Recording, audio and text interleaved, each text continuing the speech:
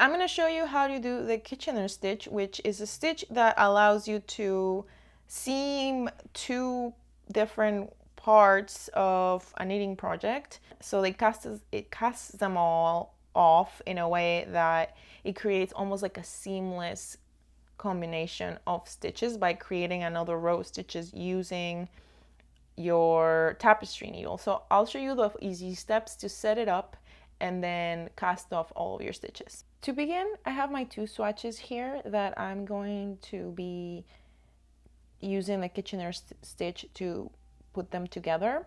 You're gonna position your two swatches or your work areas with the wrong sides together. If you had circular needles, they would be in this position as well, and the needles, the cable would be on this side, and the needles have to be pointing towards the side where you're going to be putting them together. And the most important thing is that the working yarn that you're going to be using to create the Kitchener stitch has to be on the back needle of the two needles. So it should look something like this before you start. So we're going to start by cutting this long tail, just enough that we can use for the Kitchener stitch. And you're going to need a tapestry needle like this one. You will put your tail on the tapestry needle, just put it through.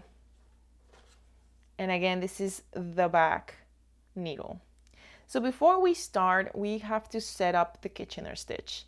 And once we set it up, it'll be 4 steps that repeat over and over until you finish all of the stitches. And basically it'll cast off the stitches and at the same time put them together as if creating knitting in between both of them. This only works for stockinette, and you have to have the same number of stitches on either needle.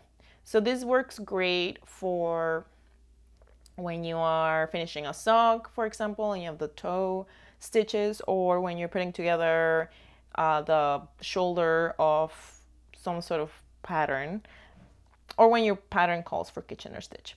The first step for setting up is using your needle on the front needle that's holding the stitches on the first stitch as if to purl. But you are going to put it through as if you were going to purl, but you are not going to remove the stitch from the needle. You're just going to pull it through. Then we're going to go to the first stitch on the back needle, and we are going to insert the tapestry needle again as if to knit without removing anything. So we pull it through both stitches and we did not remove them. So that was the setup. Now we are going to actually start doing the 4 repeats. So the first step will be go back to the first stitch on the front needle, and now we're going to introduce our needle as if we were to knit.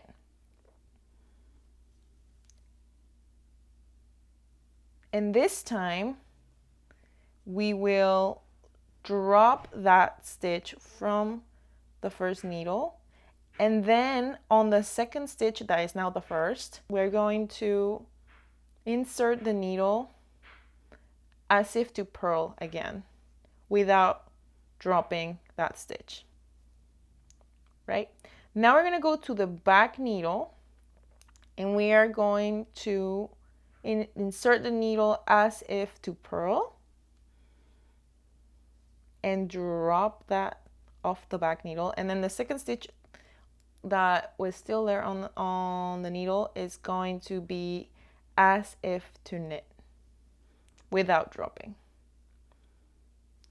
So that's it. We're going to repeat these steps over and over until we go through all the stitches. So I'll do it once more. Front needle as if to knit,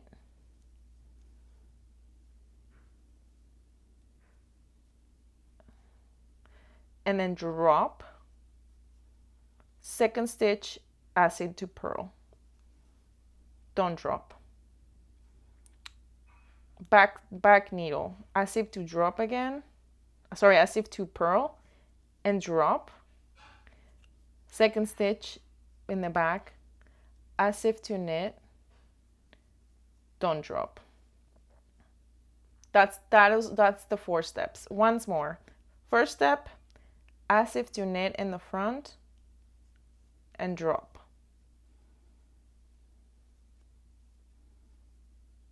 Drop. Second stitch, as if to purl, don't drop.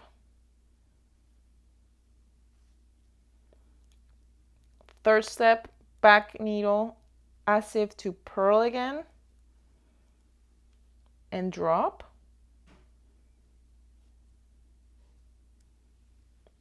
Fourth step, second stitch, as if to knit, don't drop.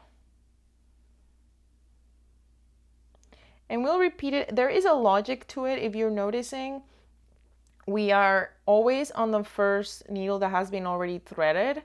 We are knitting as if to knit or as if to purl, and in the front as if to knit, in the back as if to purl, and that always drops. And then the second needle we're just threading through with the opposite. So for the front is as if to purl and the back is as if to knit and do not drop. So those are the 4 stitches that you gotta do over and over. So do it once more.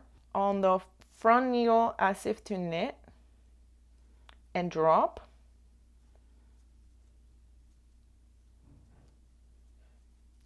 The second stitch, as if to purl, don't drop. On the back needle, as if to purl, drop.